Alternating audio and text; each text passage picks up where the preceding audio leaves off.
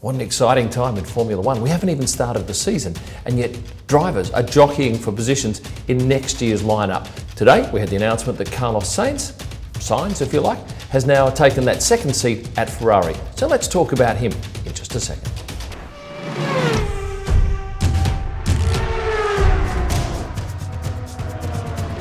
So exciting news today with Carlos Sainz getting the nod with Charles Leclerc to form the 1-2 at Ferrari for season 2021. But just quickly, let me say thank you to Canity.com. Canity.com sponsors this channel and provides unbelievably good staff training. So if you've got staff isolated at home, get them on to Canity.com.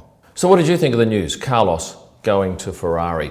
It wasn't a very well kept secret. As soon as Ferrari announced that Sebastian and the team were parting ways, there were very quickly rumours about Carlos getting the nod, and then several people told me that it was a done deal perhaps a day after we got the notification that Seb was leaving. And that was in itself very quick too. The first that we got wind of that was in the morning, Australian time, of the day that we got the press release from Ferrari, and by 3 o'clock in the afternoon it was a done deal. So what does it mean for Carlos Sainz going to Ferrari? Well, certainly he's going to one of the marquee teams in the F1 competition. He's going to find that the attention on him is ramped up many times, and particularly when they get to Monza for that particular GP, he won't believe what he's in for. And scenes like this are not uncommon if they have an autograph session, although this year you have to think with Italy's drama with the COVID, that may not be the case. There may be no spectators at the race. But certainly the attention that Carlos is going to garner now is significantly increased, as Charles found out when he went from Alfa Romeo, or Sauber as it was then, to Ferrari. So why did Ferrari choose Carlos Sainz over, say, a Daniel Ricciardo, a Danny Kvyat, perhaps some of the junior drivers in the academy? Well, my gut feel, and certainly the feel of a number of commentators, is that Daniel had already been a second fiddle, I guess, to a certain degree with Max in his last year at Red Bull, and he didn't want to return to that sort of atmosphere. So I would imagine that Daniel had talks with him and was perhaps, and obviously there's only a few people that know what went on in those meetings, and the rest is just postulating. But I would suggest that it was made clear that Daniel would be a second driver in the team, and Ferrari's focus would be on Charles. And I wouldn't have thought that would have sat too well with Daniel, having had the issues already before with Max. So that would have been one aspect that perhaps came into play. Would it have been more money for Daniel? Who knows? I wouldn't have thought so, and I think he's on pretty big money at the moment with Renault, and to move to Ferrari as a number 2 driver, you wouldn't have thought he'd be getting any more than Charles. And Charles is certainly on a fraction of what I would suggest Daniel is on at Renault. So there would have been the money issue, there would have been the fact that he would have been number 2 in the team, and he would have to perhaps run interference for Charles. So now you have Carlos Sainz in the red uniform for season 2021. It's going to be interesting too this year, because Carlos now has to go through a season with McLaren, knowing that his focus will be on Ferrari next year. And what that will tend to do in the team is focus the team's attention on Lando for this year, if indeed we get any racing, which at the moment is a clouded issue. We may get no racing, we don't know yet.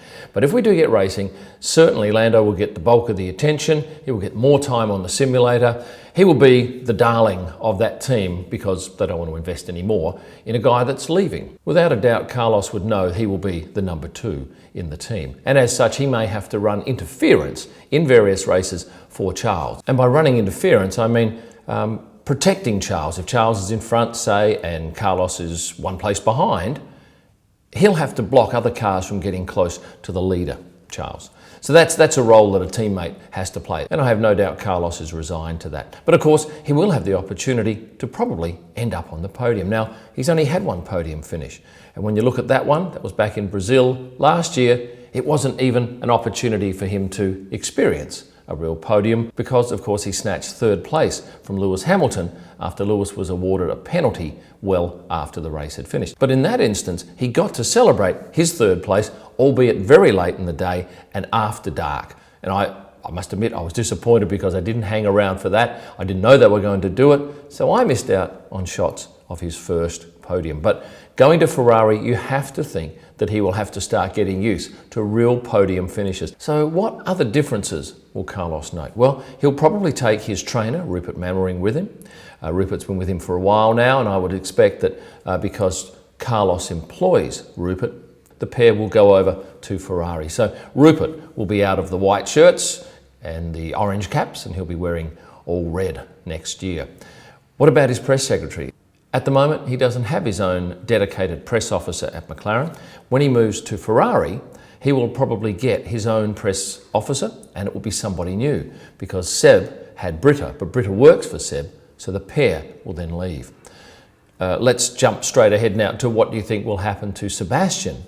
That's an interesting one, and there's been a lot of talk about it, but nothing concrete from anyone that I would go out on a limb. I know that we'll get to Daniel in a second, but I don't know that he's red-hot favourite to pick up a seat at Renault, and perhaps I jump now to Daniel Ricciardo.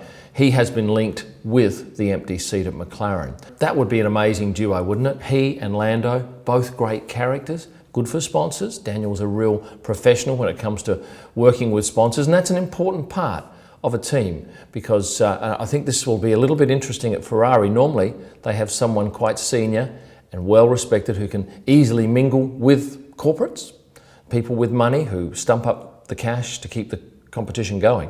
That will now be left to a young Charles Leclerc and a slightly older Carlos Sainz, who's adept at it, but I don't think Carlos is quite the magical sponsor person that you would get with someone like Daniel Ricciardo. So having Lando, about the same age as Charles, and Daniel Ricciardo at McLaren, I think sponsors would lap that up, and they've certainly enjoyed Lando Norris's, Lando Norris's good nature, his easygoing attitude, and the fact that he is a very approachable and likeable guy.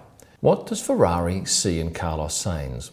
Well, if you have a look at his time in F1, he entered the competition in 2015, and he started off his first year with Toro Rosso, ended up 15th, second year ended up 12th, third year did a bit with Toro Rosso, a bit with Renault, ended up 9th in terms of points. In 2018, he was at Renault then, 10th, and in 2019, he had his best year ever, 6th. And perhaps that's what Ferrari have noticed and thought, right, we're banking on this huge improvement that he's made last year, in a better team, obviously, and in a better car, and that they are looking for him to be a real integral part for some years to come. Now, how will a Spaniard go driving for an Italian F1 team? Well, of course, Fernando Alonso was a Spaniard. He had great success at Ferrari. So I think there's no real drama with that Spaniard side of things coming into an Italian team. And Carlos Sainz speaks Italian, which is pretty important if he's to get on with, I guess, management and, importantly, the Tifosi, who will, I think, embrace him no end. I imagine his parents are going to be pretty darn impressed. I imagine his manager's going to be getting a fair pat on the back. And now I did read something yesterday saying that the Todds had had their way in F1. And that was obviously suggesting that Nicholas Todd, who was the manager of Charles Leclerc, wanted his charge to be the #1 driver. And yeah, if that's the case, and that was the angling, that's the end result, because Charles Leclerc will be the #1 driver, Carlos definitely the #2. But as we said earlier on, it's a great opportunity for the team to get some good points, and I'm sure Carlos will embrace that faster car, and he will continue to grow as a driver, which is important, because you want someone on the up, not perhaps someone who's on the way down. Harking back to the fact that we're doing all of this toing and froing so early in the season, a disrupted season, suggests to me that the teams and the drivers have completely written off 2020. They've probably thought, look, this is a shortened season at best, a non-season at worst. Let's focus solely on 2021. Hence, teams are now getting their drivers in place, and drivers are now sorting out that year's drive ahead of what might be on the cards for this year. With that said, I'm going to let you go and do more important things and think about the comings and goings in the Formula One world. And some buggers out there cutting the council lawn now, so that's not very good timing, and he's going to be out there for some time. Thank you for watching this video. If you've liked it, please press the like button, subscribe if you haven't done so, and that little bell button, when you press that, you get notified when I put up a new video. All of my images are available at prostarpics.com, and coming shortly, photo books and maybe even calendars. You can find my podcasts and blogs at kimillman.com and all of my best pics and stories on Instagram at kimillman. Thanks for watching and stay passionate.